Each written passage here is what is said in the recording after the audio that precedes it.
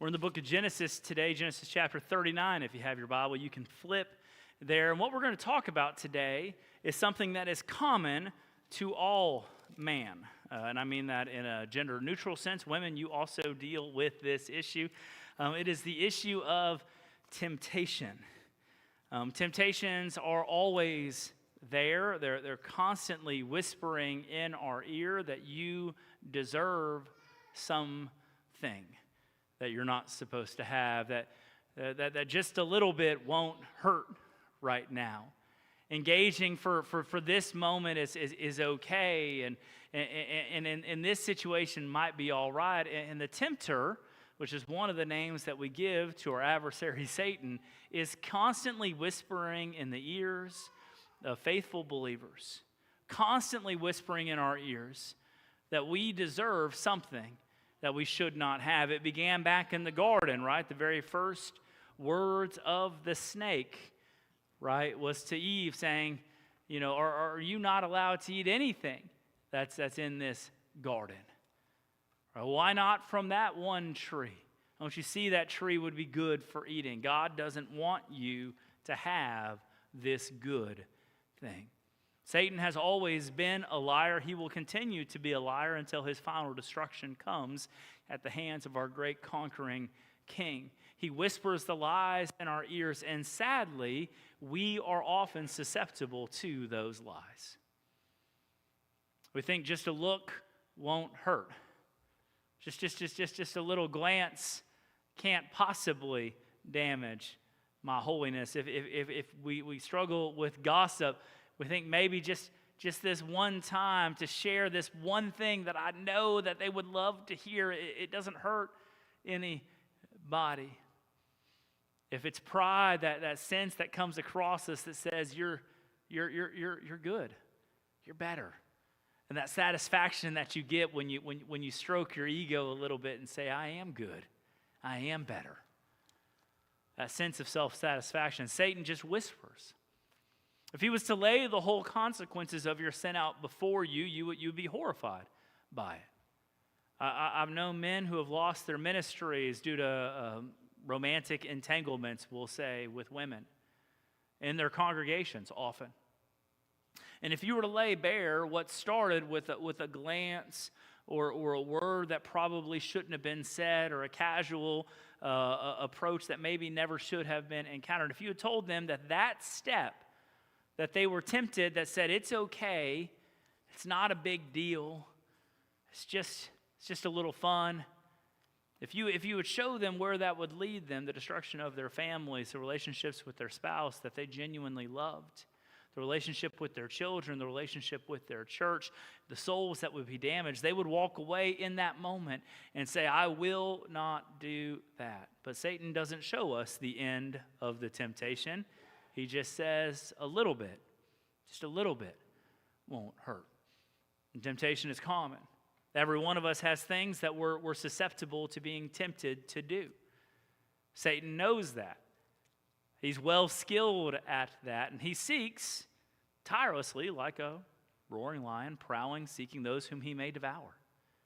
Looking for your weaknesses, preying on your moments to find a way to destroy you, your testimony, your family, your life. We have a wicked adversary, but he is not unable to be resisted. Genesis 39 gives us a picture of how to resist those temptations. As we look at the life of Joseph, read with me starting in verse 1 of Genesis chapter 39. It says, Now Joseph had been brought down to Egypt, and Potiphar, an officer of Pharaoh, the captain of the guard, an Egyptian, had bought him from the Ishmaelites, who had brought him down there. And the Lord was with Joseph, and he became a successful man, and he was in the house of his Egyptian master. His master saw that the Lord was with him, and that the Lord caused all that he did to succeed in his hands. So Joseph found favor in his sight and attended him. And he made him overseer of his house, putting him in charge of all that he had. From the time that he had made him overseer in his house and over all that he had, the Lord blessed the Egyptian's house for Joseph's sake. The blessing of the Lord was on all that he had, and house and field. So he left all that he had in Joseph's charge, and because of him, he had no concern about anything but the food which he ate. We'll stop there midway through verse 6. Joseph is this sort of tragic hero at this point in the Bible story. He was the favored son of Jacob, known as Israel, the 11th of 12 boys. His father favored him enough to the point that his brothers hated him. He had dreams as well of one day him being raised up and his brothers bowing down to him. They didn't appreciate that, so they plotted to kill their brother Joseph. Under Judah's leadership, they decided killing him was not the most profitable venture, so they actually sold him for a few dollars and then took his coat that his father had given him, ripped it up, put it in the blood of a goat, showed it to their dad, thus faking their brother's death as he is sold down to Egypt. He makes his way down to Egypt into the house of this man named Potiphar, who is the captain of the guard. We're not entirely sure exactly what his role is. Some people say that he was the chief executioner for the Pharaoh. He was the one who would go out and do the executions actually for the Pharaoh at the Pharaoh's request. Also, he might have been the captain of the Pharaoh's bodyguards. That's another theory. Regardless, he was an important figure in the most powerful country in the world at that time. Potiphar was kind of a big deal, as Ron Burgundy would say. And so, anybody? No? Just a couple of anchorman? All right. I don't know where my jokes land and where they miss. We're trying our best, okay? He was a big deal in that area. Joseph settles into Potiphar's house in a country that is not his, doing work which he had never done, as he was mostly just doted on at home. Yet because he is faithful in what he does, God blesses Joseph. This will be another recurring theme in Joseph's story. No matter the situation that he finds himself in, God will bless Joseph. And in turn, anyone who blesses Joseph gets blessings as well. And so Potiphar sees that everything that Joseph does goes well, and eventually Joseph quickly rises through the ranks of the household servants to being the lead servant in the house, the head slave. He's in charge of everything in Potiphar's house. With that, I'm sure, comes more freedom than any of the other slaves. He gets to assign the tasks, assign the chores. He is, as far as someone being enslaved, in the best possible position one could be in that spot. And everywhere he goes, things are blessed. All of Potiphar's fields are more plentiful than his neighbors. Everything that goes on in his house is favorable. I'm sure his investments are favorable. Everything is good so long as Joseph is in charge. Potiphar is an intelligent man. He can see this. He can read what's happening. And he just says, I'm going to back away from everything. I'm going to let you manage this. You take care of all of it. The only thing I want to know is what's for dinner, right? And when is dinner time, right? The only thing he concerned himself with was the food which he ate. And it is out of this situation that we are introduced to great temptation. And there's a point to this background here leading to the temptation. And it's true. You know, oftentimes the greatest temptation times in our life come in times of relative success and ease. When you're done struggling, when you're done working, when you're done fighting, when you've climbed the mountain and you've reached the point where you can just be like, it's at that point that tempter starts to whisper in your ear of, look at what you've done. Look at what you've accomplished. Look at how great you are. If anyone deserves a taste of the good life, it's you. Right? And I see this over and over and over again. I was talking with my son, who I think is ill today, so keep him in your prayers. But I was talking with my son this week. He was talking about the end of Solomon's life. And, you know, Solomon ended his life as an absolute mess. He had 1,000, women that he was committed to in one way or another. He began to establish or reestablish the places of worship on top of hilltops to worship false gods. But if you go to the beginning of Solomon's life when he was striving, he's building the temple for the Lord. I mean, his life was a tremendous success until some point happened. And there was some point in his life where he reached some place of complacency, and it all began to roll downhill. David, his father, likewise. David reached the throne. He was anointed. He killed Goliath. He wandered through the wilderness waiting for Saul to finally pass, took control of the kingdom of Israel, united all of the tribes of Israel underneath his leadership, and then he has his great sin with Bathsheba. And I love how that story is told. It says, in the time when kings go off to war, David was in Jerusalem. Right, David had climbed the mountain. He had reached the pinnacle. It was the time for war, which is just, I guess, seasonal, like the rains, I guess. It was the time when the kings would make war to expand their borders, and David's warriors are at war, yet David has climbed the mountain, and he's sitting alone on a rooftop, gazing out, thinking, man, I've made it, when his eyes catch Bathsheba. Right, it's repetitive. Gideon, his life ends in failure. The offering we took was after the leadership of King Joash or King Jehoash, who faithfully led for 30 years, and the last 10 years of his life was a disaster. Right, like we see this over and over again. Why is that? Well, there's something about the complacency that sets in when you've obtained it, when you've reached the still waters, that God begins to look like a distant memory, and temptations begin to whisper in your ears. And so I want you to be mindful that you are at your most vulnerable sometimes when you feel like you've achieved the goal that you've been seeking for your whole life. For some of you, that's retirement. You made it to retirement. God bless you for getting there. You worked all those years. You put all that money aside. You're kind of retiring, Brent, right? Getting out of the game, right? You work all those years. You invest your money, you do the best you can, you calculate the cost at the end, you say, I can do this, I'm done. And it's at that point that the whisperers start to come in and say, hey, you're good. You've done enough. I've literally heard people say, like, when I'm talking to them about helping with stuff in the church, so I've done my part. And I'm like, okay, I guess you have. Right? I guess you have. But there's something in there as a complacency. Now, you can't do everything that you could when you were 35, I'm sure, right? There's limitations. Things change. We change in seasons of our life. But there's a complacency that can set in. Joseph has reached a point in his life where he should be more susceptible to temptation. He's achieved this pinnacle of success. And this is what we get starting in the second half of verse 6. It says, now Joseph was handsome in form and appearance. We'll stop there. There's only a couple of the guys in the Bible described this way. Joseph, I guess the Greek doesn't have a word for just hunk, but that's the word, okay?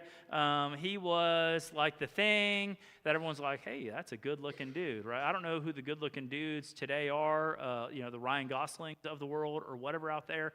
But like there's guys out there who are just built right in the face, the jaw, everything about him. You're like, that's a good-looking dude. Like that dude right there, he's a good-looking man. So Joseph was that. The other guys described that way, by the way, as Saul, who became king because people thought he was a head taller and good-looking. David, who was described similarly as he became a man. Absalom, David's son, was described that way. Interestingly, all of those men's lives ended with some degree of failure attached to that. Joseph likewise is described that way. Well, why would he be described that way? Well, his looks play directly into the temptation that he's going to face, picking up in verse 7. It says, and after a time, his master's wife, Potiphar's wife, cast her eyes on Joseph and said, lie with me. But he refused and said to his master's wife, behold, because of me, my master has no concern about anything in the house. And he's put everything that he has in my charge. He is not greater in this house than I am, nor has he kept anything back from me except you, because you are his wife. How then can I do this great wickedness and sin against God? And she spoke to Joseph day after day, and he would not listen to her to lie beside her or to be with her. We'll stop just briefly here. This is a fairly direct approach, by the way, ladies. I don't understand it. It's super direct, but she probably figures he's a slave. I'm the master's wife. I can just give commands. And so she basically commands him, lie with me. And Joseph's like, no, this is a great wickedness. This cannot happen. Like, I've been put in this position. Your husband trusts me implicitly with all things. The only thing that I don't have access to is you. I cannot do this wicked thing. See, here's one of the first things you need to know. If you want to actually actively beat temptation back, is you need to have a clear understanding of right and wrong. Our world lives in this idea that everything is gray, right? That this is okay and that's okay, and there's probably a spot in the middle that's not, but we don't really know where that is. And if your lines of morality are gray, right, you will fall to temptation. If you can't look at a situation, the thing that you're naturally tempted to do, and say that is wrong and I will not do that, if you can't draw a clear dividing line between what is right and what is wrong, you will wander across that line. And you'll find yourself on the other side of it where when you come to your senses, you'll look back and be like, oh, I'm now in the wrong. But you don't even know how you got there because it was a series of small steps across the line that should have been bright and bold for you never to have crossed. Right? Joseph had a very bold line. She's like, lie with me. He's like, that is evil and I will not do it. I've counseled men who are struggling with what I think is probably the great sin of men of this day, which is online pornography. The availability of that is insane. You know, when I was a kid, you'd have to go sneak into some guy's shed and find an old magazine that was hidden away by generations of other teenagers if you wanted to see those things. Right? And if you wanted to purchase those things, you'd have to go into a seedy store, right, and put it into a brown bag and sneak out of there and hope no one would see you as you went. There was shame attached to it, but now it's on your phone, it's on your computer, it's everywhere. And because of that, the sin that is easily entangling for men, lust and sexual immorality that cries out at the heart of man, right? We start to draw fuzzy lines. Well, it's not hurting anyone. This is the rationalization that we do. Oh, that's it. Yeah, it's wrong, but is it wrong, right? It's not like and then you start making up situations that are so much worse. Well, I'm not doing that, so it's okay, right? Well, no, if you want to break free of that, if you're in that today, and in a room like this, I imagine some of you are in that today, and if you desire to be free from that temptation, the first thing you need to do is you need to draw a very clear line between what is right and what is wrong. And you need to give no countenance for the things that are wrong. You don't play with it. You don't toy with it. You know, that is a great wickedness, and I will not do that. Right? When you come to the point that you begin to hate the thing that you once loved, hate the thing that you once harbored in your heart, that pet sin that you kept, and you begin to hate that thing, knowing the wickedness that it causes, it becomes much, much easier to never fall prey to it. Or I'm not going to say that you couldn't possibly stub your toe and you couldn't possibly find, because Satan is crafty and there is grace on the other side of sin. I don't want this to come across as graceless. But if you want to avoid temptation, have a clear line of right and wrong. For those of you who like gossip, I find gossip to be one of the great sins of the church. We just love to do it. We like talking because we meld it between fellowship and prayer request, and it's somewhere in that area, and ultimately, like at some point, it just turns into gossip. We're just talking about people, and there's no benefit. There's not there's no cause. It's kind of fun to know these things. You need to draw a clear line in your mind to say, I will not do that. I'm not going to do it. I hate what it does. I hate that it breaks relationships. I hate that it creates in me a feeling of superiority over someone else or a power over someone else because I know things. You have to draw a clear line, and if you don't draw a clear line and you just start walking up to it, the line can look real fuzzy. up close. Right? And you're like, well, I don't know. I don't know whether or not I can or should do that once you get on it. But if you step back from it, you can see like, yeah, I'm gossiping. And if you have people you like to gossip with, maybe you like to come to the pastor and gossip with me. And not many of you like to do that, thank you. But maybe you do. Well, no, like when I'm talking to that person, that I need to be on guard. Because they're a willing ear, and there's something about the way in which we relate that we just go right into it. Know it, notice it, make note of it, and change it. Right? Because it's in you.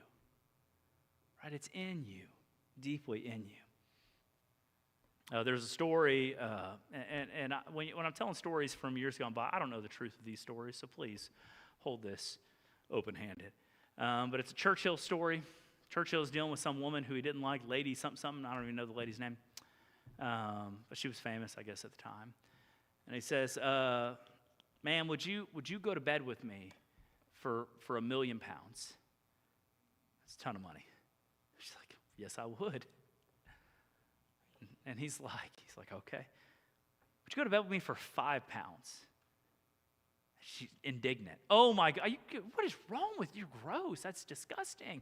What sort of woman do you think that I am? And Churchill responds, we've already determined the kind of woman that you are. We're just negotiating on the price now. Guys, and that's what temptation does. We think like it's this $1 million there. Maybe I deserve this little taste because that's a huge payoff on the back end. And if it was less, we'd be like, no, I would never, ever do that. But if your heart will jump the line for $1 million, like that's the problem. It doesn't matter. It doesn't matter that you wouldn't do it for 5. It doesn't matter if the payoff doesn't seem great enough on this time, but you would do it for some other payoff. Guys, we need to draw a clear line. I won't do that. I was in youth ministry for a long time. One of the big issues that teenagers have is where do we draw lines in our relationships? Just if you're raising junior hires today, God bless you in that process. That is fun. Heard a great line on junior hires dating. He said, what do you call junior hires dating? The answer was divorce practice, and I agree, right?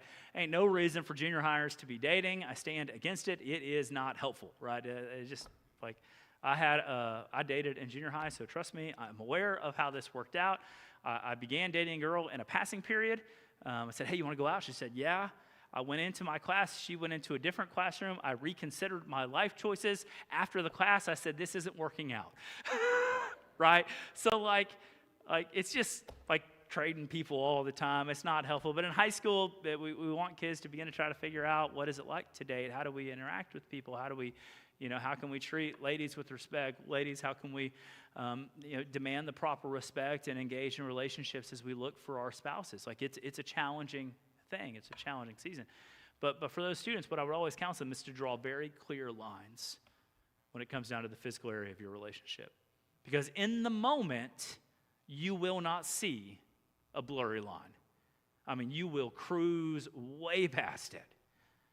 And once you cruise past it, it's tough to ever really set that line again.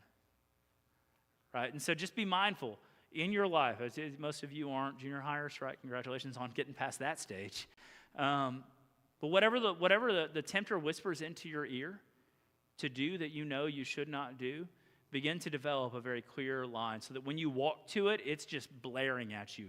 Are you sure you want to do this? And you may barrel right by it knowing full well that you want to sin.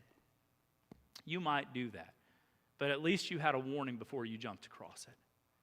At least you knew this is wrong. I'm going to do it anyways. Sometimes people tell me that. It's one of the craziest things. Like, I probably shouldn't say this, but, and at that point, I'm like, well, maybe don't. Maybe don't. I probably shouldn't say this, but, right? And then you get the whatever it is. Sometimes it's appropriate, and I'm like, well, that wasn't really bad. And sometimes it's, no, you definitely should not have said that. Like that line that you saw, that you walked up to, that you jumped over, you should have stopped there, right? So just beware, developing those firm lines. Joseph had a firm line. He said, I will not do this great evil, to recognize that what the tempter is commanding you to do, tempting you to do, is evil. But one night, verse 11 says, or one day when he went back into the house to do his work, and none of the men of the house were there in the house, she caught him by his garment, saying, "Lie with me." But he left his garment in her hand, and he fled and got out of the house. And as soon as she saw that he had left his garment in her hand, she said to them, "See, he has brought among us," or she called the household in and said, "See, he has brought among us a Hebrew to laugh at us. He came in to me to lie with me, and I cried out with a loud voice. And as soon as I cried out, he left his garment beside me, and he fled and got out of the house." And then she put the garment by her until the master came home. And she told him the same story, saying, "The Hebrew servant whom you have brought among us came in to me to laugh at me. But as soon as I lifted up my voice, he cried, he left his garment and fled from my house." And as soon as she spoke, as soon as his master heard the words that his wife spoke to him, saying, "This is the way your servant treated me," his anger was kindled. Joseph's master took him and put him into the prison, the place where the king's prisoners were combined, and there he was in prison.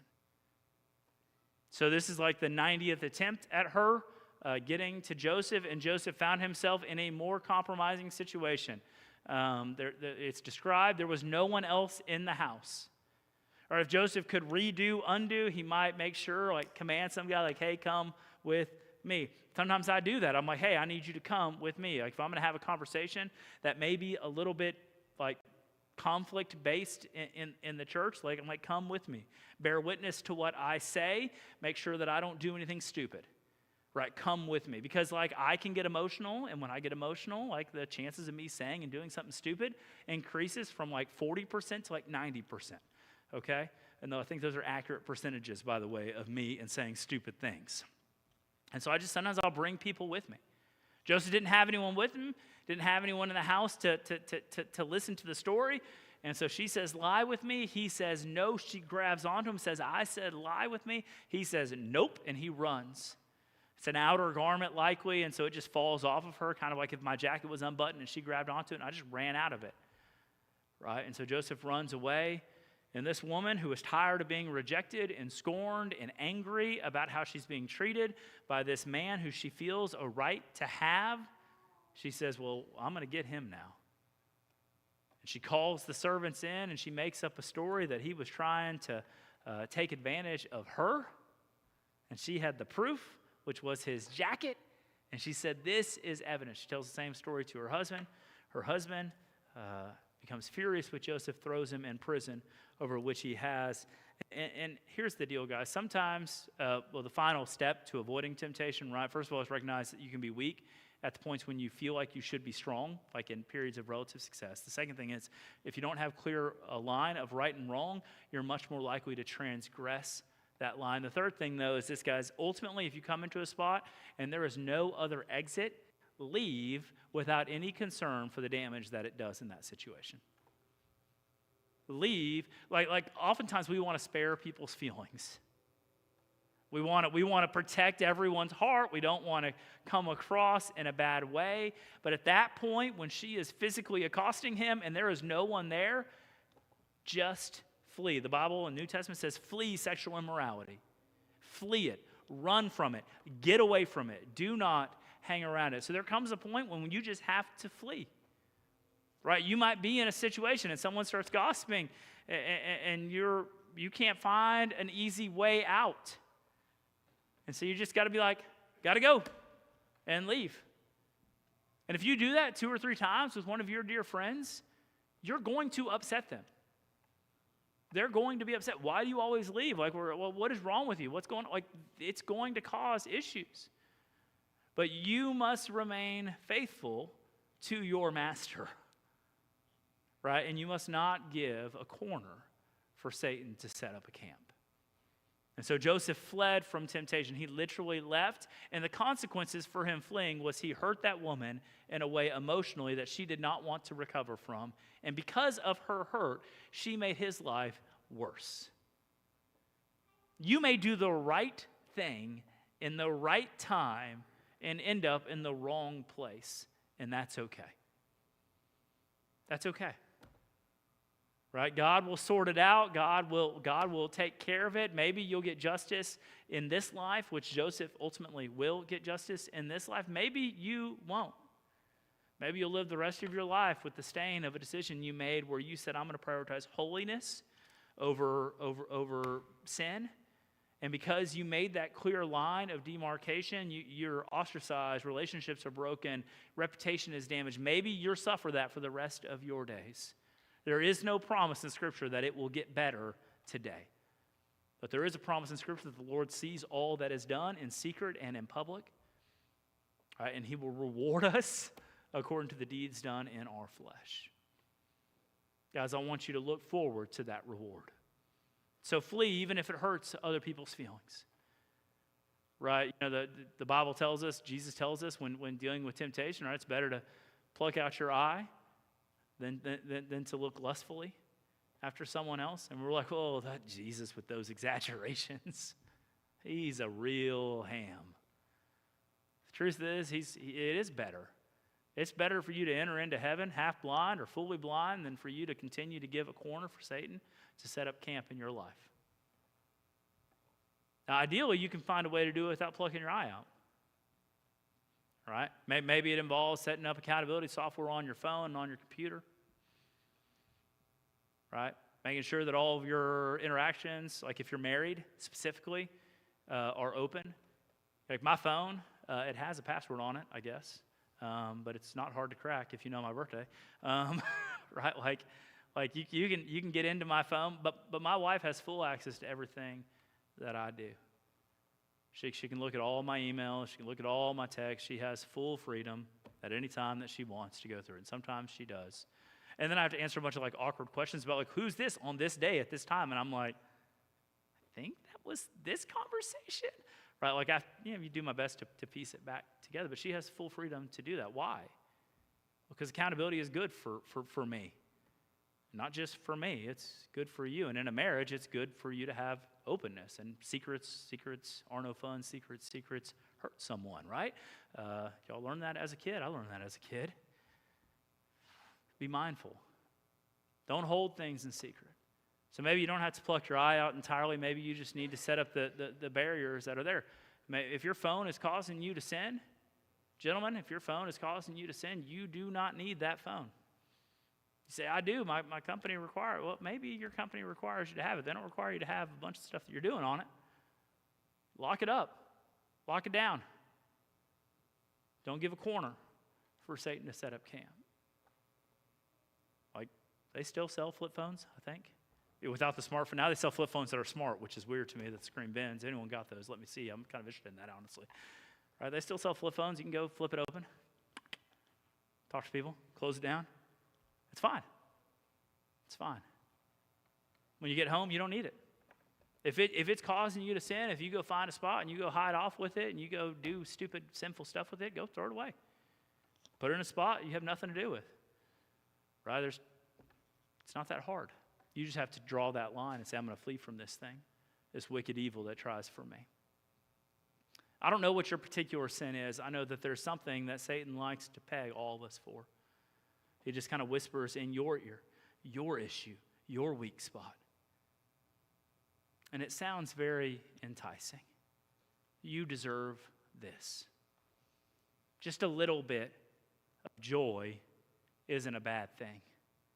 Not realizing that it's not joy at all, it's fleeting pleasure. I liken sin to cotton candy. Looks good, may even have a taste in your mouth that's good, but you put it in your mouth and it's gone. It's not there. And you go back for more and back for more and back for more, and then you're 2 tubs into cotton candy and you want to throw up. I don't like cotton candy. It makes my fingers feel gross, but that's a tactile thing that I have. But it's fleeting. It looks good. You put it in your mouth. It tastes for a second. You get that hit of, oh, that's delicious. And then you're like, I didn't even chew it. It's just gone. And you go back for more. And there's a donut paradox that I live in as well. I'm kind of off the donuts right now. The first donut, that's a good donut. And that second donut that you're chasing, that first donut, it's pretty dang close. But that third donut is always a mistake. always a mistake. The first donut, woo! Second donut, oh, that's pretty good. Third donut, why did I do that? And if you're dumb, you go back for the fourth one, thinking that second one is just after that third one. And it's not there. It's not there. It's gone. You lost it. Right? But that's what sin does. It may give us a good taste for a minute. The tempter will tell you it feels good in this moment.